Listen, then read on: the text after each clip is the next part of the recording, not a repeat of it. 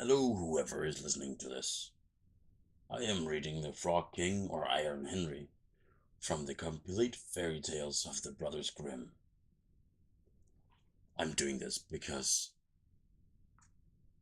I went to a concert last night, and I'm a very enthusiastic concert goer, which in turn has ruined my voice. So I figured I'd record a little fairy tale for you all. So here it goes. The Frog King or Iron Henry.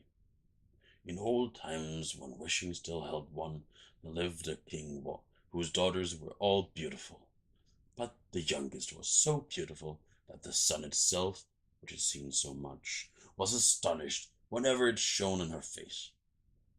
Close by the king's castle lay a great birch forest, and under an old lime tree in the forest was a well.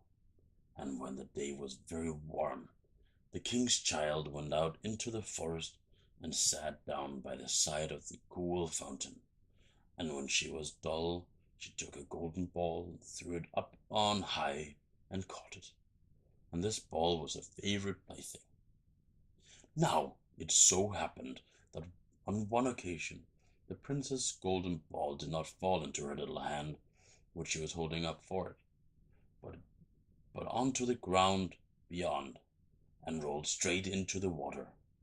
The king's daughter followed it with her eyes, but it vanished, and the well was deep, so deep that the bottom could not be seen.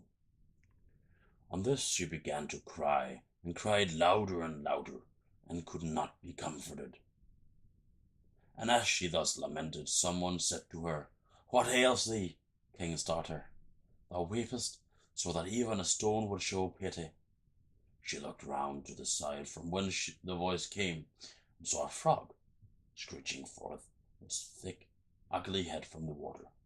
"Ah, old water splasher, is it thou?" said she. "I am weeping for my golden ball, which has fallen into the well." "Be quiet and do not weep," answered the frog. "I can help thee, but what wilt thou give me if I bring thy plaything up again?" "Whatever thou wilt have, dear frog," said she. "My clothes, my pearls and jewels, and even the golden crown which I am wearing." The frog answered, "I do not care for thy clothes, thy pearls and jewels, or thy golden crown, but if thou wilt love me, let me be thy companion and playfellow, and sit by thee at thy little table, and eat off thy little golden plate, and drink out thy little cup, and sleep in thy little bed. If thou wilt promise me this, I'll go down below and bring thee thy golden ball up again." "Oh yes," said she, "I promise thee all thou wishes, if thou wilt but bring me my ball back again." She, however, thought, "How this silly frog does talk. He lives in the water with the other frogs, and croaks and can be no companion to any human being." But the frog, when he had received his promise, put his head into the water and sank down, and in a short while came swimming up again with the ball in his mouth, and threw it on the grass. The king's daughter was delighted to see her pretty plaything once more, and picked it up and ran away with it.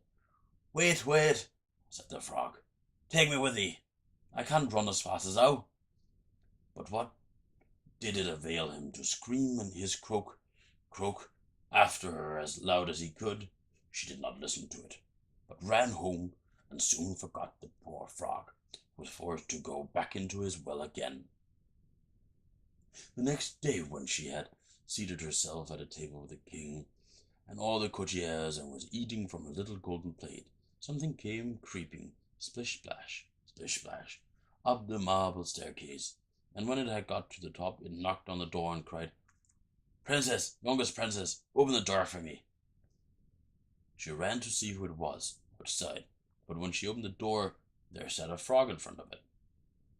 Then she slammed the door to, in great haste, sat down to dinner again, and was quite frightened. The king saw plainly that her heart was beating violent, and said, My child, what are thou afraid of? Is there perchance a giant outside who wants to carry thee away? Ah, no, replied she. It is no giant, but a disgusting frog. What does a frog want with thee? Ah, dear father, yesterday as I was in the forest, sitting by the well, playing, my golden ball fell into the water, and because I cried so, the frog brought it out again for me, and because he so insisted, I promised him he should be my companion. But I never thought he would be able to come out of this water. And now he's outside there and wants to come into me. In the meantime, it knocked a second time and cried, Princess, youngest princess, open the door for me. Dost thou not know what thou saidst to me yesterday by the cool waters in the fountain? Princess, youngest princess, open the door for me. Then said the king, That which thou hast promised must thou perform. Go and let him in. She went and opened the door, and the frog hopped in and followed her, step by step, to her chair. There he sat and cried, Lift me up beside thee. She delayed until at last the king commanded her to do it. When the frog was once on the chair, he wanted to be on the table. And when he was on the table, he said, Now push thy little golden plate nearer to me, and that we may eat together. She did this, but it was easy to see that she did not do it willingly. The frog enjoyed what he ate, but almost every mouthful she took choked her. At length he said, I have eaten and am satisfied now. Now I am tired. Carry me into thy little room and make thy little silken bed ready, and we will both lie down and go to sleep. The king's daughter began to cry, for she was afraid of the cold frog, which she did not like to touch, and which was now to sleep in her pretty clean little bed. But the king grew angry and said, He who helped thee when thou wert in trouble ought not afterwards be despised by thee. So she took hold of the frog with her 2 fingers, carried him upstairs, and put him in a corner. But when she was in bed, he crept up to her and said, I am tired. I want to sleep as well as thou. Lift me up, or I will tell thy father. Then she became terribly angry, and took him up, and threw him with all her might against the wall. Now thou wilt be quiet, odious frog, said she. But when he fell down, he was no frog, but a king's son with beautiful, kind eyes. He, by her father's will, was now her dear companion and husband. Then he told her how he had been bewitched by a wicked witch, and how no one could have delivered him from the well but herself, and that tomorrow they would go together into his kingdom.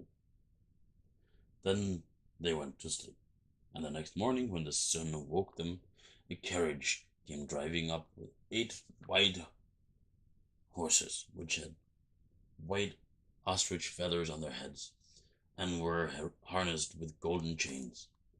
And behind stood a young king's servant, Faithful Henry. Faithful Henry had been so unhappy when his master was changed into a frog that he had caused 3 iron bands to be laid round his heart, lest it should burst with grief and sadness. The carriage was to conduct the young king into his kingdom. Faithful Henry helped them both in, and placed himself behind again, and was full of joy because of his deliverance. And when they had driven a part of the way, the king's son heard a cracking behind him, as if something had broken. So he turned round and said, Henry, the carriage is breaking. No, master, it is not the carriage. It is a band from my heart, which was put there in my great pain when you were a frog and imprisoned in the well. Again, and once again, while they were on their way, something cracked, and each time the king's son thought the carriage was breaking, but it was only the band, which were springing from the heart of Faithful Henry, because his master was set free and was happy. The end.